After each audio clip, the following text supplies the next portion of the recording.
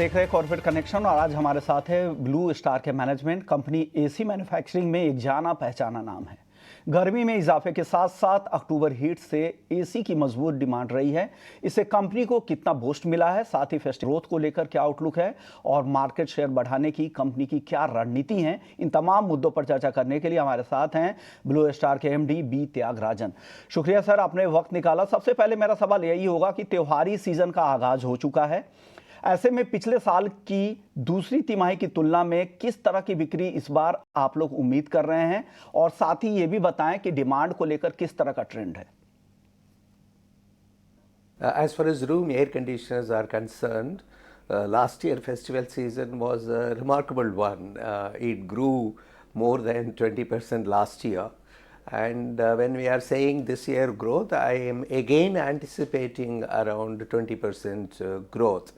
While the Onam season was not that great, understandably because of the Wayanad incident or the Middle East conflict that's going on, right now the sentiments are very good and the consumers are planning to buy. They are already buying, and as Diwali is fast approaching and till New Year, I think it will be at least 20% growth. Okay, तो आपको लग रहा है कि यहाँ sentiment बेहतर है, कुछ प्रोडक्ट में तो आप 20% की ग्रोथ की भी उम्मीद लगा रहे हैं। सर, पिछले कुछ सालों से ऐसा देखा जा रहा है कि अक्टूबर के महीने में काफ़ी गर्मी हो जाती है और ये काफ़ी नॉर्मल सा हो गया है। ऐसे में क्या लग रहा है, जो अक्टूबर की गर्मी से आपके बिजनेस को कितना फ़ायदा होने वाला है, बिक्री में कितना इजाफा हो सकता है sir? I don't think it is connected with the heat alone. While the summer season is driven by the temperatures, overall I'm now concluding that people are needing air conditioner because they are used to air conditioned space, whether it is a car, whether it is a shop, showroom, restaurant, they are experiencing air conditioning. And the urban heat effect is much higher than the actual temperatures that are prevailing across the country, basically because the homes are not constructed with cross ventilation.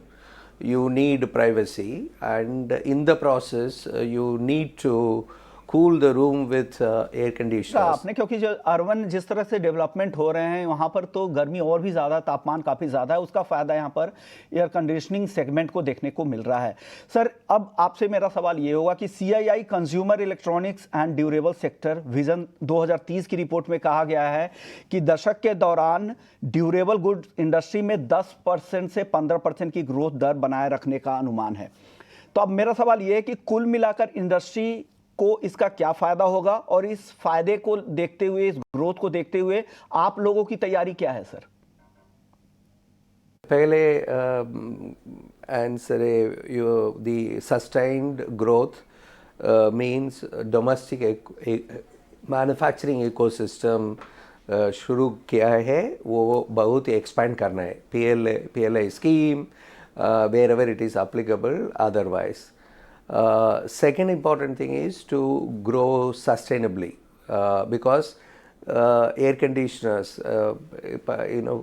from where power will come, so you have to ensure that you are growing the market in a sustainable manner by manufacturing responsibly and also introducing products which are sustainable. सही बात है, किसी भी business को sustain करने के लिए आपको उस ओर तो ध्यान देना ही पड़ता है। लेकिन सर, अब एक अहम सेगमेंट आपके लिए है RAC वर्टिकल, इसकी ग्रोथ कैसी है, और FY25 के लिए इस सेगमेंट में किस तरह की ग्रोथ इस सेगमेंट में आप देख रहे हैं, साथ ही अगले 3 से 5 सालों को लेकर यहाँ से किस तरह के ग्रोथ की उम्मीद आप लोगों ने लगा रखी है? It is projected to be close to 20% and it will more than double. And it is, as I mentioned, the golden period for the air conditioner industry. तो यानी आपको लग रहा है कि गोल्डन पीरियड है ये एयर कंडीशनिंग इंडस्ट्री के लिए। शुक्रिया त्यागराजन सर, आपने वक्त निकाला, हमारे दर्शकों को बताया कि किस तरह की बिक्री आप लोगों को यहाँ पे क्लॉक कर रहे हैं और आगे किस तरह का अनुमान आप लोगों को लगा रखा है। चलिए, हमारे साथ विवेक जी भी है। विवेक जी, आपने ब्लू स्टार के मैनेजमेंट को सुना, वो उनका कहना है कि कंज्यूमर सेंटिमेंट काफ़ी बेहतर दिख रहा है और त्योहारी बिक्री तो है ही, साथ साथ जिस तरह के अक्टूबर के हिट की वजह से यहाँ पे एयर कंडीशनिंग बिक्री भी इस सेगमेंट में काफ़ी फायदा हो रहा है, 20% की ग्रोथ की उम्मीद कर रहे हैं। क्या लग रहा है ब्लू स्टार के जो निवेशक हैं उनको क्या करना चाहिए यहाँ से सर?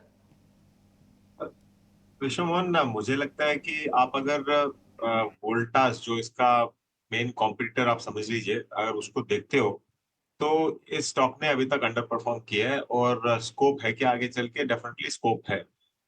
थोड़े दिन पहले ये 2150 तक चल रहा था, अभी आज 1930 चल रहा है, तो अच्छा खासा करेक्शन के बाद में आपको स्टॉक मिल भी रहा है। मैनेजमेंट ने एक अच्छी चीज कही कि आज के दिन ये नहीं है कि समर में ही आप एयर कंडीशन खरीदो। मैं तो जितने भी मेरे दोस्तों को जानता हूँ वो तो ठंडियों में भी मतलब एसी चला के ही सोते हैं। तो वो आज एक चीज हो गई, और दूसरी ये है कि आज एयर कंडीशनर खरीदना कोई एस्पिरेशनल नीड नहीं है, ये एक बेसिक नेसेसिटी हो गई है भारत में। तो आपको दिखेगा, कोई भी आप छोटे मोटे स्लम में भी चले जाओ, कोई भी शहर में, आपको दिखेंगे कि एसी डेफिनेटली लगे हुए हैं। तो और वैल्यूएशन वाइज आप अगर कंपेयर करो जो बाकी इसके कॉम्पिटिटर्स है उसके मुकाबले काफी फेयर वैल्यूएशन पे चल रहा है। ये नहीं बोलूंगा वैल्यूएशन सस्ता है, लेकिन अगर कंपैरिजन करो पीयर ग्रुप से तो मुझे लगता है कि इसमें आप एक रन अप देखने का पूरा पॉसिबिलिटी वापस है। ये आपको लग रहा है कि बाकी अपने पीयर्स से, इंडस्ट्री के बाकी प्लेयर्स के मुकाबले वैल्यूएशन बेहतर है, बहुत सस्ता नहीं है लेकिन बाकी जो इंडस्ट्री प्लेयर जिस भाव पर है उससे सस्ता दिख रहा है, और जिस तरह की ग्रोथ इस सेक्टर में दिख रही है उसका फायदा यहाँ पर मिल सकता है लंबी अवधि के निवेशकों के लिए। ये राय विवेक जी की तरफ से। शुक्रिया विवेक जी, आपने वक्त निकाला हमारे दर्शकों के लिए और इन्वेस्टमेंट की राय दी। चलिए, कॉर्पोरेट कनेक्शन को यहीं समेटते हैं, लेकिन बाकी खबरों के लिए आप बने रहिए क्योंकि ब्रेक के बाद हम आपके लिए लेकर आएंगे स्टॉक्स